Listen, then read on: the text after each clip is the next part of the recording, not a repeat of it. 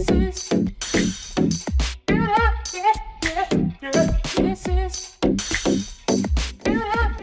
what's poppin', everybody? This is your boy Lambo Calrissian coming at you with another episode of the Build Up. Jesus Christ, this episode was so amazing. Jenga, you're gonna have to give me the build up music for this one, cause Sento, called a body, yeah.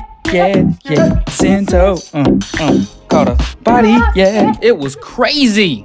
The episode opens up with Sento now in Hazard Trigger Rabbit Tank.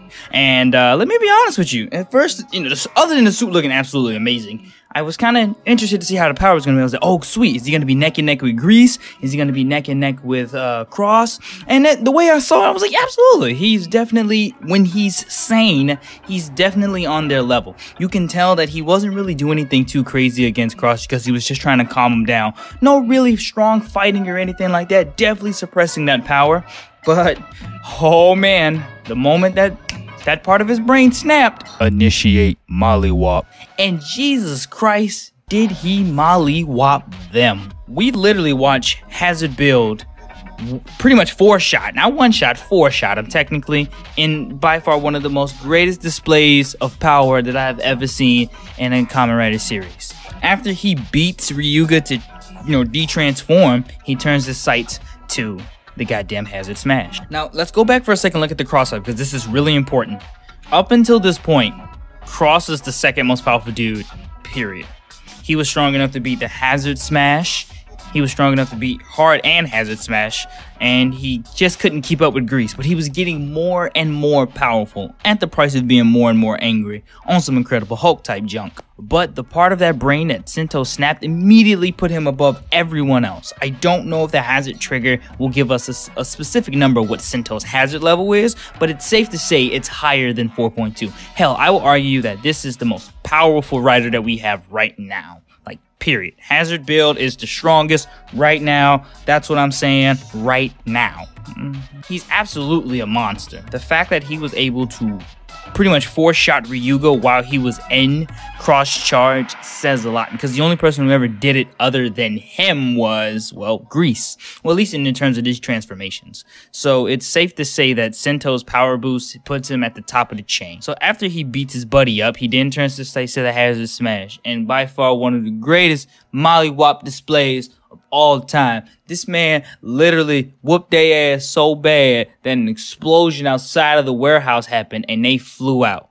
Then he does another vortex finish, and he does like this sick Jean-Claude Van Damme blood sport kick to the throat, and he kills Stag Beetle. He kills the Stag Beetle Smash. Like, this is ridiculous. Like, if I could show you that clip, I would have played a Bone Thugs and Harm instrumental for like Crossroads, because he gone. He on a t-shirt. Rest in peace. So Sento catches a body. Grease is all upset. Everybody's like, dang, Sento, what you done did? You a murderer. Not everybody, just all of the fans.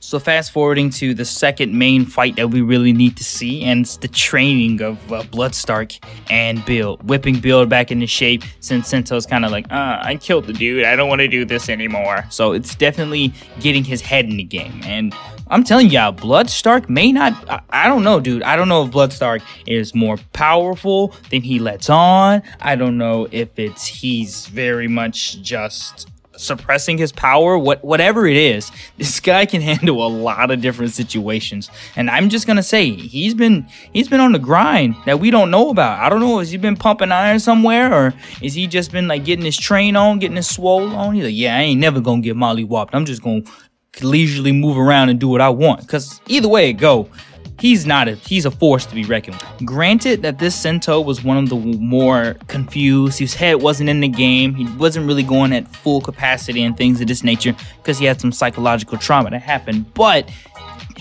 all of the full bottles from Hokuto have shown us what we've seen from them. It's confirmed that they are way more powerful than our regular Toto bottles. But the fact that Bloodstark can still go head to head with that and those full bottles and actually still finesse on Build, once again, either goes back to either how powerful he really is and he's just suppressing himself, or he's just holding back, with the Rick Ross. He won't hold me back, I'm gonna shut up. But in the comments section below, let me know what you think. Is Bloodstark? I said this last week, but we need to keep figuring this out. Is Bloodstark suppressing his power? Is he actually, just the same level as Night Rogue and just combat experience is doing it? Or is he just like, oh, I've been doing some stuff to myself and I'm actually a savage, but I can't tell you I'm a savage yet.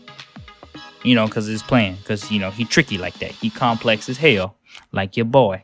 I'm telling y'all, man, I think Bloodstark really is my persona. Shout out to Jude. Jude knows. That man's my persona. Because even in this episode, he even says, hey, look here. Let's fight. Let's go ahead and swap hands. We're going to do some scuffle fights for like the next week until it's time for you to go ahead and fight Grease on the stage. Because if you master all of these full bottles, you'll effectively know which one you want to use. At the same time, you'll also raise your hazard level. And if you raise your hazard level high enough, you may be able to master the hazard trigger. So that's something interesting that we're going to see. Maybe we'll see a controlled Sento. And if we do see a controlled Sento, it won't be as cool as Savage Sento, but it's going to be dope. So they get to scuffling. Sento goes Phoenix vacuum cleaner, then goes Rose vacuum cleaner, then goes Rose helicopter.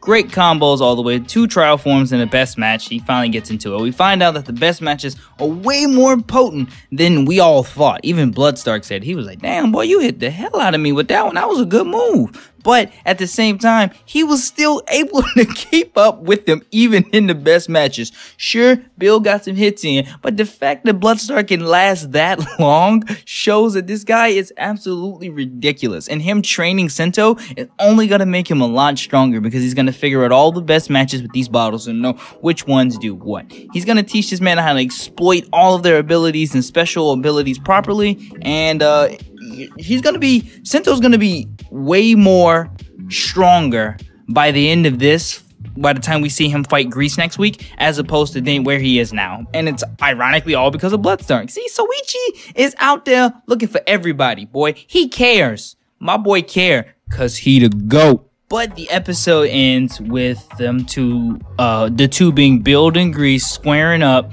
getting ready to fight, and then the old Japanese dude go Hajime, and then they about to fight, and then they both run at each other, and they both do the the Bandai Namco punch.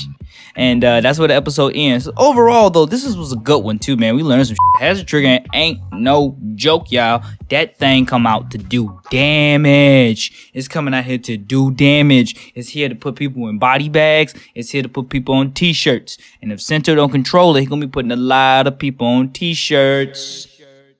What you think about the hazard trigger, though? Do you think, Sento gonna be putting more people on t-shirts, or you think he gonna learn how to control it beforehand? For the sake of the story, I hope he body bag at least one more person, and then I'll be okay with him just like controlling it. But if y'all was feeling this, don't hesitate to give me a like, subscribe to the channel for more Kamen Rider, Super Sentai, and Build Up weekly goodness. And in the comment section below, give me your thoughts on this episode in terms of the power scale. Do you think hazard trigger is gonna be even more powerful? Is setting the bar right there? Do we just set the bar with hazard triggered build, or is there something more to it? What do you think is going to be some big drawbacks on it? I read the comment sections a lot, and I do go back and forth in there if I see some good ones, and I'll kind of talk and debate them out. A lot of them are just pretty solid, though, and I can't really talk back because you guys make good points, so I'll just like them. If y'all got anything else on the build up and y'all don't want to put it in the comment section, y'all want to tweet it out to me immediately, because I'm always on Twitter. You can hit me up on Twitter too. Links in the description, and y'all can shoot it at me there, but y'all can also shoot at me other stuff there too as well. It don't necessarily have to be the build up. It could be mostly Toku stuff, whatever your heart's feeling. Alright, man, look, this episode was crazy. I need a cup of coffee. I need to go chill out. I'm Lambo Calrissian, reminding you guys to keep calm and Toku on.